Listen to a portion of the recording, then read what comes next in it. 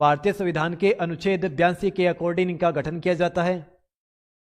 एक अधिकारी की नियुक्ति की जाती है। स्टार्टिंग में 1951 1951 में, बाद में 1962 में, 1973 1973 में और उसके बाद में 2002 में 4 बार डीलिमिटेशन कमीशन का गठन किया गया है। 2002 ने 2008 में अपना कार्य पूर्ण किया है।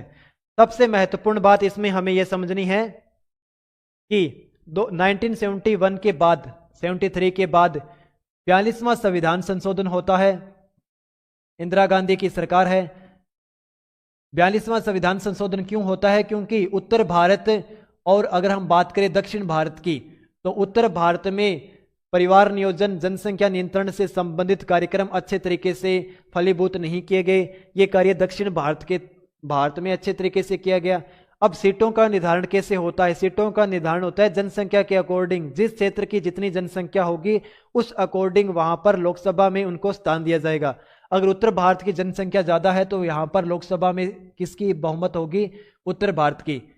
इस आधार पर दक्षिण भारत ने विरोध किया, क्योंकि जनसंख्या पॉलिसी इन्होंने अच्छे से इंप्लीमेंट की है और अच्छा वर्क करने के बाद इन्हें क्या है, नकारात्मकता सहन करनी पड़ रही है। इस विरोध के चलते इंदिरा गांधी सरकार के द्वारा 42वां संविधान संशोधन किया गया और इसमें यह प्रावधान किया गया कि 2001 की जनगणना तक सीटें कितनी रहेगी?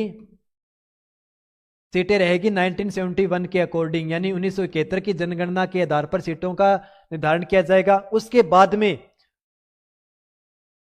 84वें संविधान संशोधन के द्वारा 2002 के द्वारा क्या किया गया? इस सीमा को बढ़ाकर, यानी सीटें कितनी रहेगी? 1971 के अकॉर्डिंग ही रहेगी। कब तक? 2026 तक। लेकिन इसमें क्या किया गया? इसमें सबसे महत्वपूर्ण है कि क्षेत्र के अकॉर्डिंग सीटों का निर्धारण कर दिया गया। यानी राजस्थान, मान लीजिए राजस्थान में है, इस क्षेत्र की जनसंख्या कम है, इस क्षेत्र की जनसंख्या अगर ज्यादा है तो जनसंख्या के आधार पर मान लीजिए 10 लाख पर एक प्रतिनिधि है, तो प्रतिनिधि 10 लाख, अब जनसंख्या बड़ी हो गई तो 15 लाख पर एक प्रतिनिधि होगा। तो 15 लाख की जितनी बाउंड्री इंक्लूड होगी उसके अकॉर्डिंग एक प्रतिनिधि यहां पर स्थापित कर दिया जाएगा। अगर यहां पे जनसंख्या कम है तो यहां पर एक प्रतिनिधि उनकी जनसंख्या के अकॉर्डिंग होगा। यानी क्षेत्र के अंदर एडजस्टमेंट करने के लिए क्या किया गया था? यह परिसीमन आयोग किया गया था 2002 में, और यह कब तक रहेगा? 2026 तक।